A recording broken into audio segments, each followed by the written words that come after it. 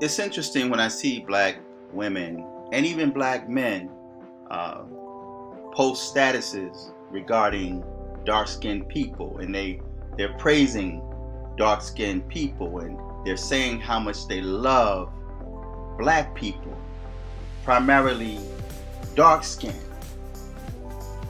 But what's interesting about that is most or all of those people, especially the so-called black females, when they speak of loving the dark skin and not being ashamed of their dark skin, they always end up marrying a white, close to white, or a foreigner that's not black and that's not dark skinned. They prefer to have light-skinned or half-white children. If they do have dark-skinned children, primarily young black boys, they tend to despise their dark-skinned children more than they do their lighter-skinned children. I find that to be hypocritical. And if you notice, even in the so-called black conscious community that speak on how much they love black people, if you notice, the majority of those that consider themselves black conscious are blacks that are lighter complexion. Now, I completely understand that so-called black people come in all shades and colors. But when we speak of specifically dark-skinned people, many of those that refer to themselves as dark-skinned are not even dark at all. They're a mocha color, chocolate, a lighter brown, whatever you prefer to call yourself, but you are not dark skin. Another thing that's interesting is those same people, those same so-called black conscious folks, or those same people that love or claim to love dark skin, have always called dark skinned people outside of the name. Now, you're black conscious, you're a lighter complexion than a dark-skinned person. But growing up in the 60s and the 70s, I've heard all kind of names that was directed at dark-skinned people. Names such as Smut, Blackie, Darky, Spook, Dusty, Ashy, Crispy, Tar Baby, etc. And these are coming from the so-called black conscious people, or the people that claim to love black people. Now, usually, if you were to type in thug or black thug, the bulk of what you would see is dark-skinned black males. You may see a couple of lighter hued black males, but the majority would be dark-skinned dudes. If you think back in school when you were bullied, and the ones that you feared the most, it was the dark-skinned dudes. Those were the thugs. Those were the drug dealers, the gangbangers.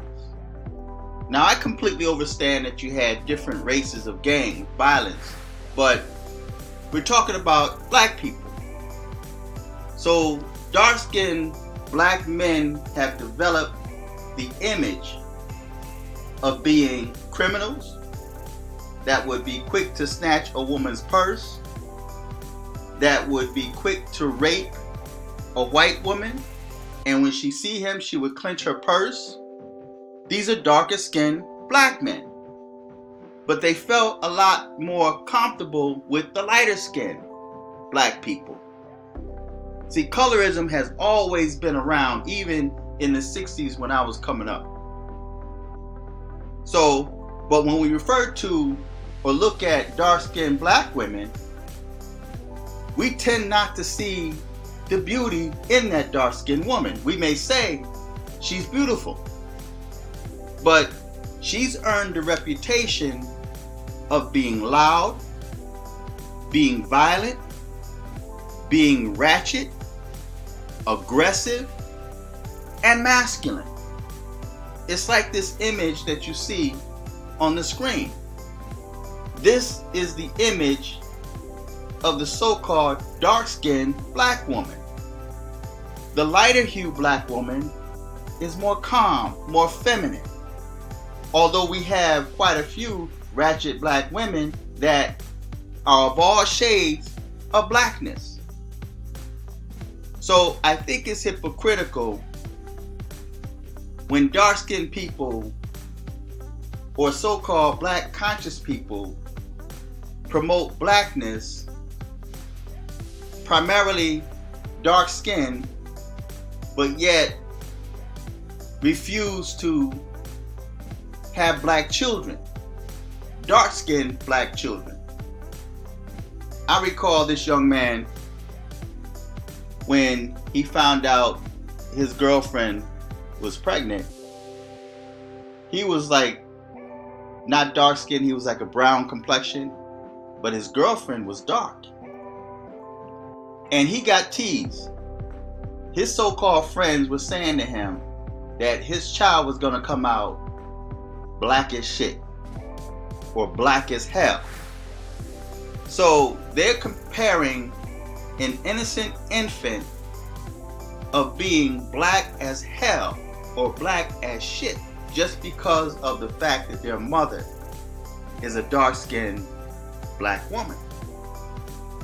So many times when we look at someone as being dark-skinned, they're not really dark. They're a lighter shade of brown.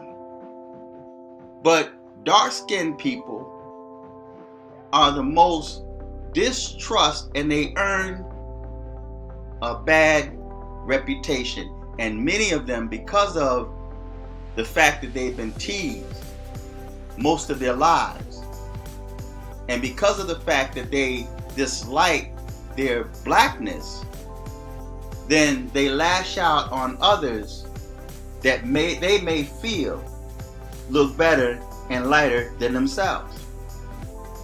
And like I said, if you think back in time when you were in school, it was the dark-skinned dude that you always had issues with.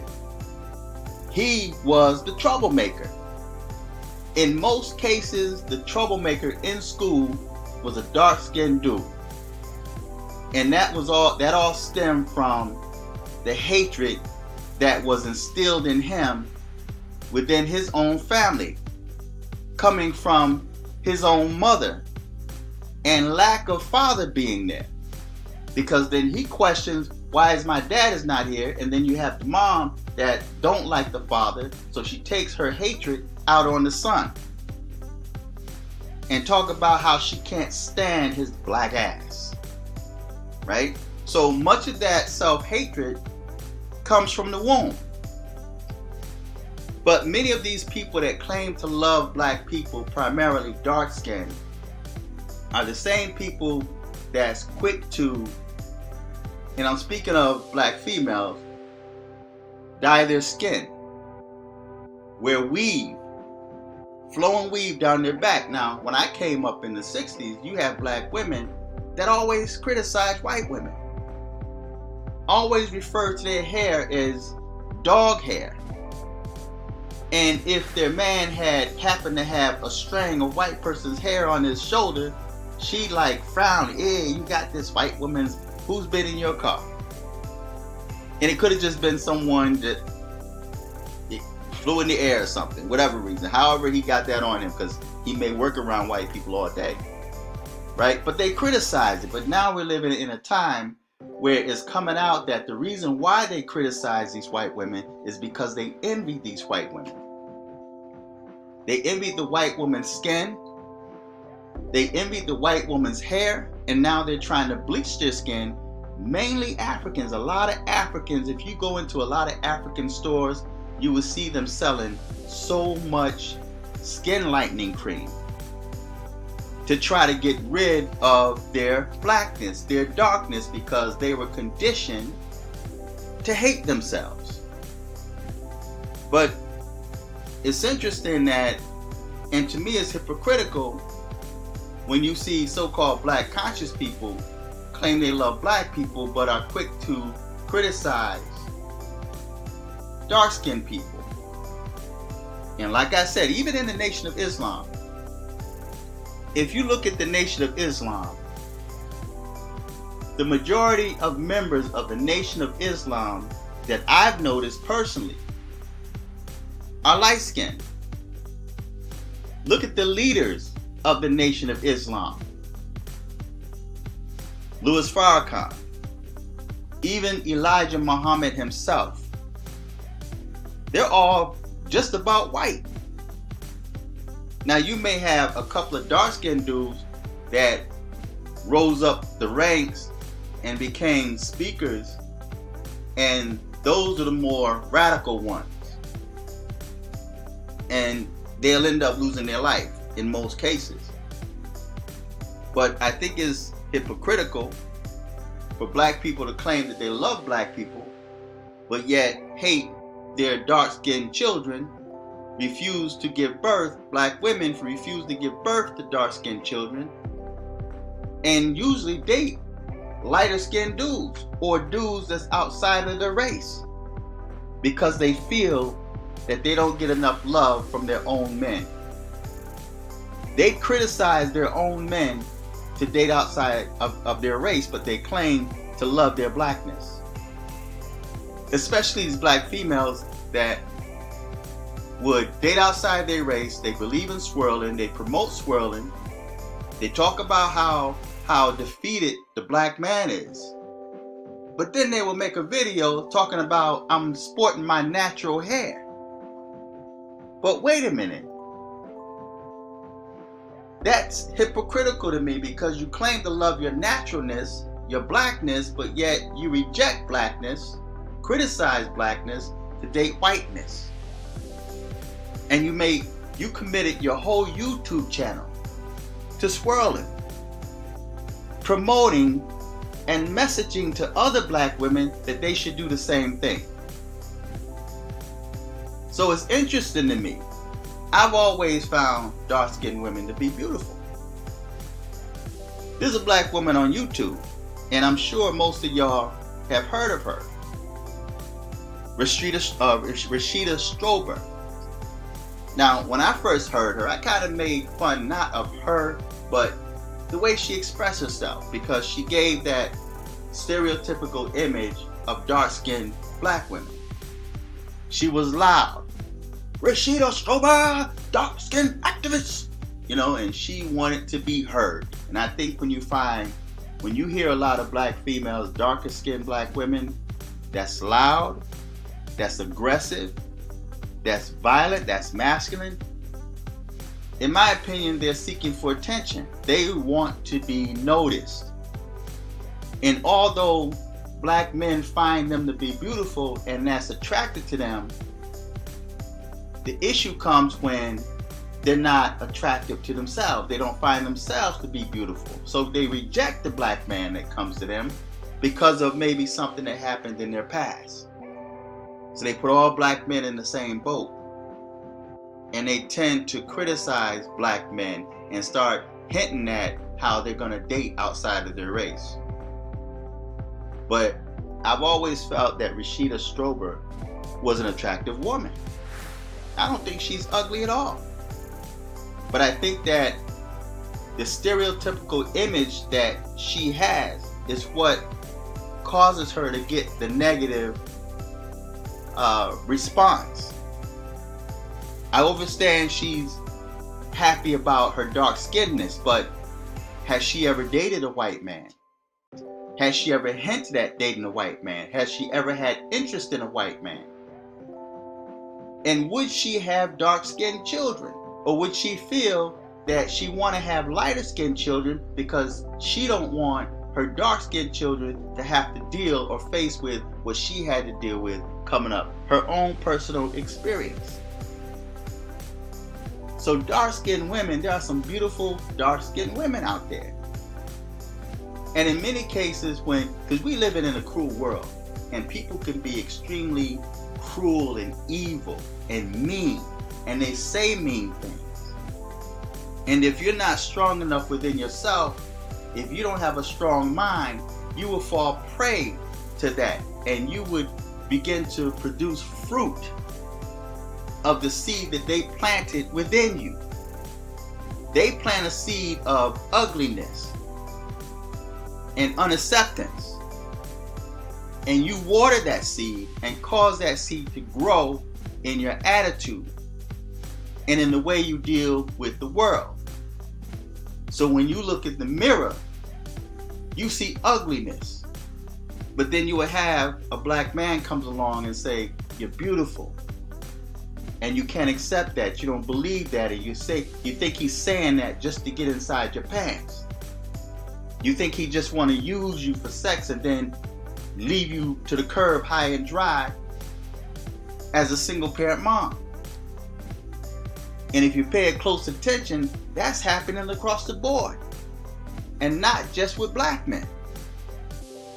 Even watching the show Paternity Court, there are so many white females and white males that would stand there and would say, admit that I didn't grow up with my father. I don't know who my father is. So white people, people of all races and nationalities have the same experience that black people have. But black people, many of us were just fed that seed of hatred, of self-hate, where you would be quick to go out and buy your daughter a lighter skinned doll.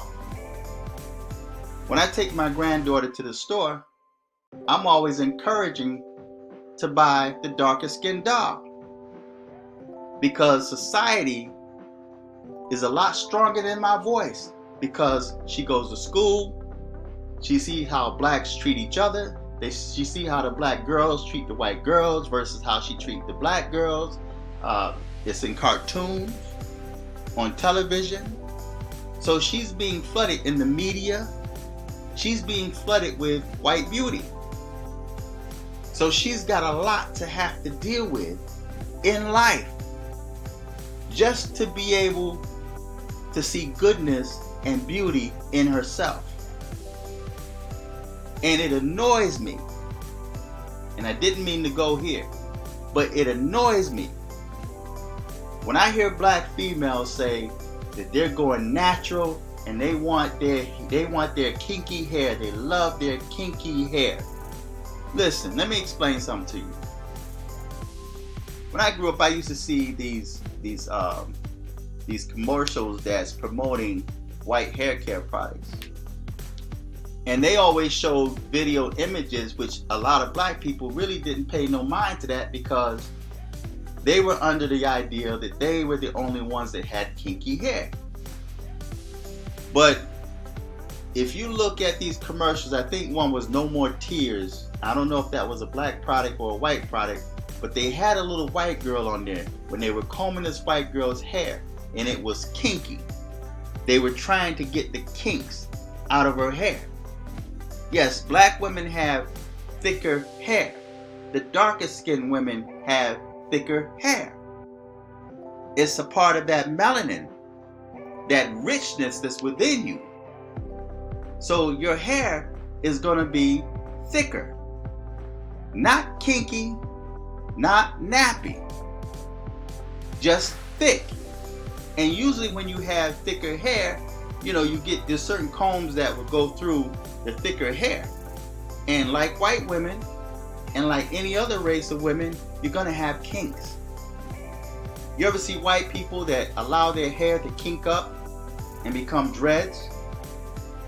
In most cases, it looks nasty. But they're sporting a black hairstyle, a Jamaican hairstyle, the locks. that belongs to you. But instead, you were conditioned, and a lot of the condition comes from yourself. You were conditioned to hate yourself. But yet other people love you indirectly. Because if you look at, they steal in your culture, the way you dress, the kinkiness of your hair, they tan their skin to look like you. And then even though they tan their skin, you have some white people that would tell you, but I don't want to get that dark. I don't want to get too dark. What's too dark? The point is, you're tanning your skin. You don't like yourself. So black people aren't the only ones that have self-hate. There's a lot of white people that have self-hate.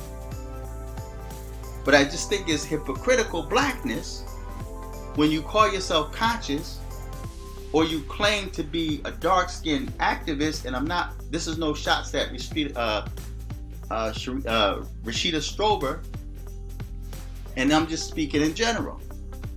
But if you're an activist for dark-skinned people and you are making posts on Twitter and Facebook and YouTube, talk about how you love darkness and how beautiful darkness, but yet you're wearing white hair care products to make yourself look white, to make your hair look, flowing.